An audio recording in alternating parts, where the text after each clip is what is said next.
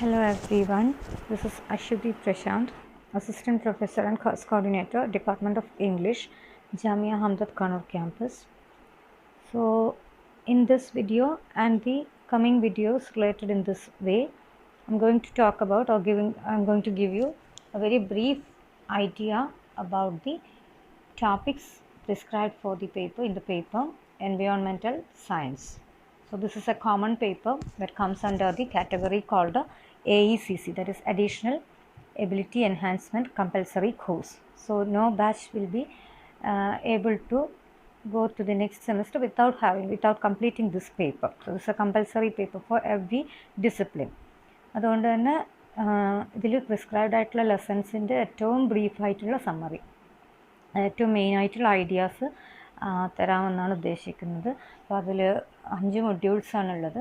Topics എല്ലാം നിങ്ങളുടെ കയ്യിലുണ്ടാവും. അത് വെച്ചുകൊണ്ട് ഈ ഓഡിയോസ് കേൾക്കാം. And I tell you this will not be a substitute for classroom lectures as well as the notes given. Notes തന്നെ പഠിക്കണം.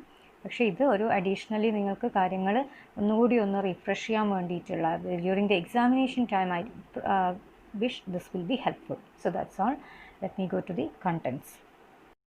First module talks about environment.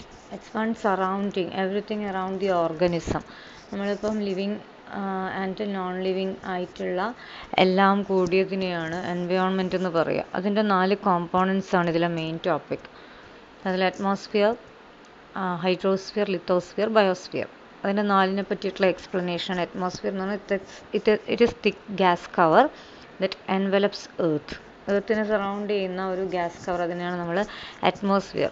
And again it sustains life on earth and saves organisms from hostile environment of the outer space എന്നുള്ളതാണ് ഇതിൻ്റെ main explanation. ഇതിൻ്റെ importance എന്ന് പറയുന്നത് എർത്തിൽ ഓർഗാനിസംസിന് hostile environment, മറ്റുള്ള അതിനെ survive ചെയ്യാൻ പറ്റാത്ത രീതിയിലുള്ള മറ്റുള്ള ആസ്പെക്ട്സ് അല്ലെങ്കിൽ അതിൻ്റെ ഘടകങ്ങളിൽ നിന്ന് ഈ ഓർഗാനിസംസിനെ സംരക്ഷിക്കുക എന്നുള്ളതാണ്. അതിൻ്റെ മേജർ കോമ്പണൻസ് ആണ് അതിൽ നൈട്രജൻ, ഓക്സിജൻ, ഹൈഡ്രജൻ, കാർബോഹൈഡ്രേറ്റ്. ഇതൊന്നും ഒരു ലൈഫിന് നെഗറ്റീവ്ലി ഇമ്പാക്റ്റ് ഉണ്ടാക്കുന്ന എലമെൻറ്റ്സ് അല്ല. അപ്പം ആ കോമ്പോണൻസ് കൂടിയതാണ് അറ്റ്മോസ്ഫിയർ. അപ്പോൾ maintains heat balance of earth. ഒരു ഇമ്പോർട്ടൻസ് അതാണ്, അല്ലെങ്കിൽ അതിൻ്റെ ഒരു ഫങ്ഷൻ അതാണ്. And absorption of infrared radiation, മെയിനായിട്ടുള്ള വേറൊരു ഫങ്ഷനാണ് ഇൻഫ്രാറെഡ് റേഡിയേഷൻ അബ്സോർബ് ചെയ്യുക. അല്ലെങ്കിൽ അത് ഡയറക്റ്റ്ലി വരുമ്പോൾ ഓർഗാനിസംസിന് എഫക്റ്റ് ചെയ്യും. പിന്നെ damaging U V rays from sun, ശരിക്കും പറഞ്ഞാൽ ഡാമേജിങ് ആയിട്ടുള്ള അൾട്രാവയലറ്റ് റേസ് സണ്ണിൽ നിന്ന് വരുന്നതിനെ ഫുള്ളി അബ്സോർബ് ചെയ്യുന്നതും ഈ പറയുന്ന അറ്റ്മോസ്ഫിയർ ആണ്. പിന്നെ സ്റ്റെബിലൈസിങ് വെതർ ആൻഡ് ക്ലൈമറ്റ് ആണ് അതിൻ്റെ വേറൊരു main function. Then next component ആണ് hydrosphere. It's all types of water resources. ശരിക്കും പറഞ്ഞാൽ എർത്തിലെ എല്ലാ വാട്ടർ റിസോഴ്സസും കൂടിയതിനെയാണ് ഹൈഡ്രോസ്ഫിയർ എന്ന് പറയുക. അതിൽ ഓഷ്യൻ, സീ, റിവർ, ലേക്ക്, ഗ്ലേഷ്യർ എർത്തിലുള്ള. അപ്പോൾ അതിൽ 97% in the ocean, 2% in ice caps, 1% as fresh water. So only 1% of the hydrosphere water resources available ആണ് നമ്മൾക്ക് ഫ്രഷ് വാട്ടർ ഫോമിൽ. എല്ലാ ഹ്യൂമൻ ബീയിങ്സിനും മറ്റുള്ള ഓർഗാനിസംസിനും ഡ്രിങ്കിങ്, കുക്കിംഗ്, ക്ലീനിങ് ഇങ്ങനെയുള്ള എല്ലാ പേർപ്പസിനും, ഇറിഗേഷൻ മുതൽ മറ്റുള്ള ഹ്യൂമൻ ആസ്പെക്റ്റിൽ പറഞ്ഞാൽ പവർ ജനറേഷൻ, മറ്റുള്ള എല്ലാ കാര്യങ്ങൾക്കും use ചെയ്യാനാകുക എർത്തിലുള്ള water റിസോഴ്സിൻ്റെ just 1% we can use. അപ്പം അത്രയും ബാക്കിയെല്ലാം നമുക്ക് അൺഅവൈലബിൾ ആണ്. ഓഷ്യാനിക് ആയിട്ടും ഓഷ്യൻ ദെൻ 2% ഐസ് ക്യാപ്സിലാണ്. അപ്പോൾ അങ്ങനെ ഹൈഡ്രോസ്ഫിയർ അതാണ് അതിൻ്റെ aspect. Now it is about lithosphere. Third പാർട്ടാണ്, തേർഡ് ടൈപ്പ് ഓഫ് കോമ്പണൻ്റ് ആണ്. അതിൽ solid component of the upper part of earth എന്നാണ് പറയുക.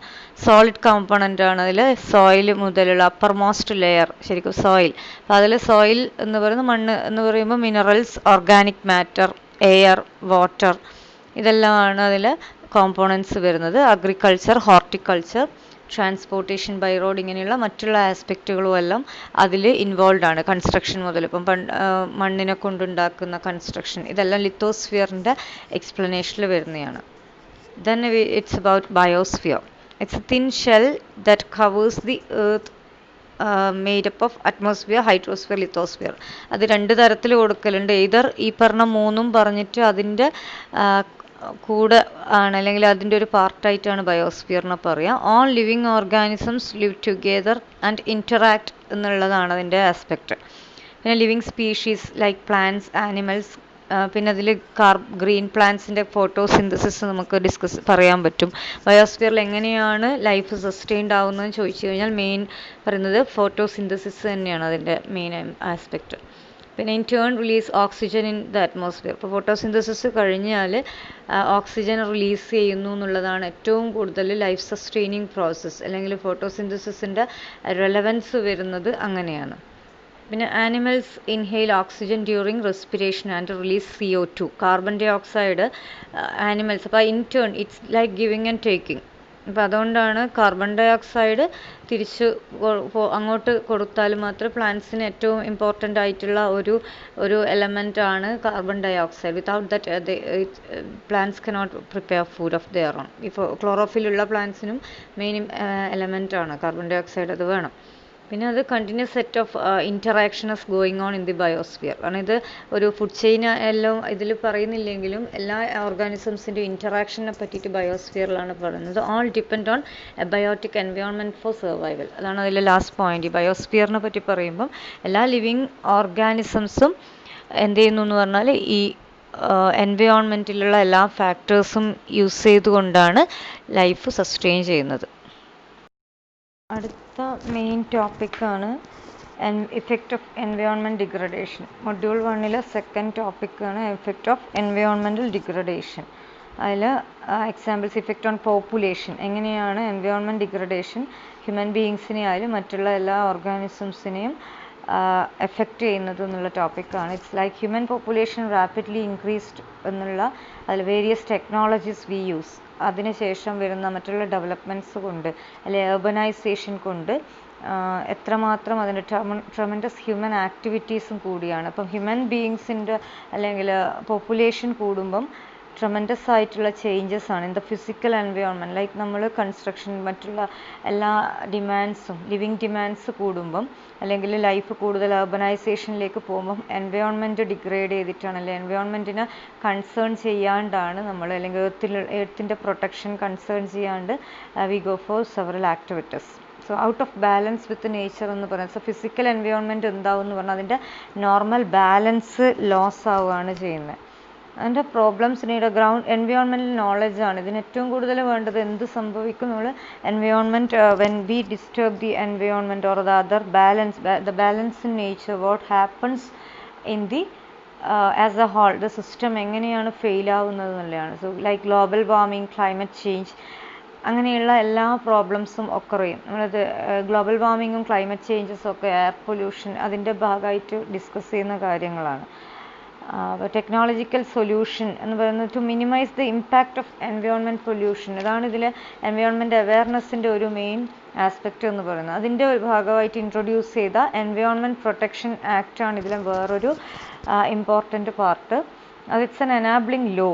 എൻവയോൺമെൻറ്റ് പ്രൊട്ടക്ഷൻ ആക്ട് എന്ന് പറഞ്ഞാൽ അതിൻ്റെ ഇയർ 1986. അതിൽ ഇറ്റ്സ് എൻ എനാബ്ലിംഗ് ലോ എന്ന് പറഞ്ഞാൽ ഒരുപാട് പ്രൊവിഷൻസ് അലോ ചെയ്യുന്ന, അതിൻ്റെ അതോറിറ്റീസിൽ ഒരുപാട് പ്രൊവിഷൻസ് അലോ ചെയ്യുന്ന ഒരു ലോ ആണ് environment protection act. rules and regulations are there, and it allows central government to qualify to control pollution controlന് വേണ്ട മെഷേഴ്സ് എടുക്കാൻ സെൻട്രൽ ഗവൺമെൻറ്റിനെ ഓഥറൈസ് ചെയ്യുന്ന ഒരു ലോ ആണിത്. Restriction of industrial facility on environment. So അതിൽ എൻവയോൺമെൻറ്റൽ ഡിഗ്രഡേഷൻ നടത്തിക്കൊണ്ട് വരുന്ന, അതിൽ കൂടുതലായിട്ട് എൻവയോൺമെൻറ്റ് ഡിഗ്രഡേഷൻ ഡിമാൻഡ് ചെയ്യുന്ന പ്രൊജക്ട്സിന് അതിന് റെസ്ട്രിക്റ്റ് ചെയ്യുക. ഇൻഡസ്ട്രിയൽ പ്രൊജക്ട്സ് ആയാലും മറ്റെന്ത് പ്രൊജക്ട്സ് ആയാലും റെസ്ട്രിക്റ്റ് ചെയ്യുക എന്നുള്ളതാണ്. And it defines pollutants hazardous. അപ്പോൾ ഹസാർഡസ് ആയിട്ടുള്ള പൊല്യൂട്ടൻസിനെ ഡിഫൈൻ ചെയ്യുന്നതും ഈ ലോ ആണ്. അപ്പോൾ അതിന് സെൻട്രൽ ഗവൺമെൻറ്റിന് അതിൻ്റെ അതോറിറ്റിയാണ്, പവർ ഇൻവോൾവ് ആണ് അവർക്ക് to take measure to protect and improve environment. So അതൊരു എവിടെ അത് റെഗുലേറ്റ് ചെയ്യാൻ പറ്റും. ഇൻഡസ്ട്രീസിൻ്റെ പവർ, അല്ലെങ്കിൽ അത് എസ്റ്റാബ്ലിഷ് ചെയ്യുന്നതിനെ റെഗുലേറ്റ് ചെയ്യാനും ക്വസ്റ്റ്യൻ ചെയ്യാനും അതിനെ കൺട്രോൾ ചെയ്യാനും ലൈസൻസ് കട്ട് ചെയ്യാനും എല്ലാം അതിന് ഈ ലോ എനാബിൾ ചെയ്യുവാണ്. പിന്നെ പെനാൽറ്റീസ് പറയുന്നത്, വയലേഷൻ എന്ന് പറയുന്നതിന് അപ് ടു 5 years ഇംപ്രിസൺമെൻറ്റ് തന്നെയാണ് പറയുന്നത്. And central government can take action and state union ടെറിട്ടറീസിനെയും കൂടി ഇൻവോൾവ് ചെയ്തിട്ടാണ്. കാരണം ഇപ്പോൾ ഇന്ത്യയിലെ കാര്യം പറയുകയാണെങ്കിൽ, if you take India as an example, ഇന്ത്യയിലുള്ള ലോ തന്നെയാണ്.